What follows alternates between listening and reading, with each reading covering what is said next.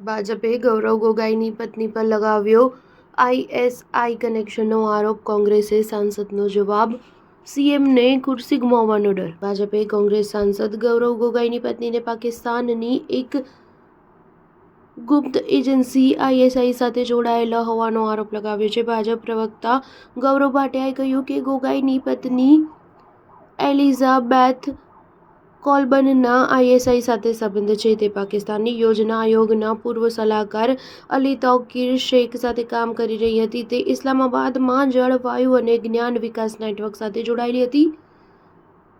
અસમના મુખ્યમંત્રી હિમંત બિસ્વા શર્માએ પણ નામ લીધા વગર ગોગોઈની પત્ની પર આરોપ લગાવ્યો છે. આરોપો પર ગોગોઈની પણ પ્રતિક્રિયા આવી છે.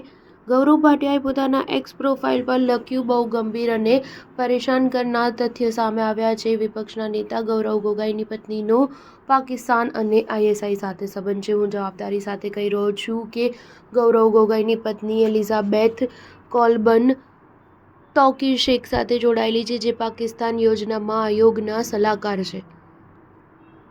આ એક ગંભીર મુદ્દો છે જે દેશની સુરક્ષા માટે જોખમ ઊભું કરે છે. તેથી અમે રાહુલ ગાંધી, મલ્લિકાર્જુન ખડગેને પૂછવા ઈચ્છીએ છીએ કે ગૌરવ ગોગોઈને બહાર આવીને એલિઝાબેથના આઈએસઆઈ અને પાકિસ્તાન સાથે સંબંધોના સ્પષ્ટ વિવરણ આપવાની જરૂર છે. એલિઝાબેથ કોલબર્ન પાકિસ્તાની આઈએસઆઈ એજન્ટના સાથે કેમ કામ કરી રહી છે? ગૌરવ ગોગોઈએ આ મામલે સલમાન ખાનની એક ફિલ્મને ટાંકીને જવાબ આપ્યો અને કહ્યું કે ટાઈગર ઝિંદા હૈમાં જો સલમાન ખાનની પાત્રની પત્ની આઈએસઆઈ એજન્ટ હોઈ શકે છે, તો હું પણ રો એજન્ટ હોઈ શકું છું. આ હાસ્યાસ્પદ છે. ભાજપને આની સાથે કોઈ લેવા દેવા નથી. એક બાદ એક જમીન હડપવાના મામલા સામે આવી રહ્યા છે. એક બાદ એક માનહાનિના કેસ સામે આવી રહ્યા છે. આ આરોપોનો કોઈ આધાર નથી. આ તેમની કમજોરી બતાવે છે અને આ તથ્યને દર્શાવે છે કે ઝડપથી પોતાનો આધાર ખોઈ રહ્યા છે.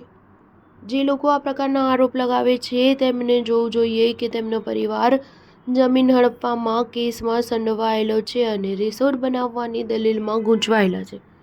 સ્ટાર ન્યૂઝ 7 હંમેશા સચ્ચાઈની સાથે.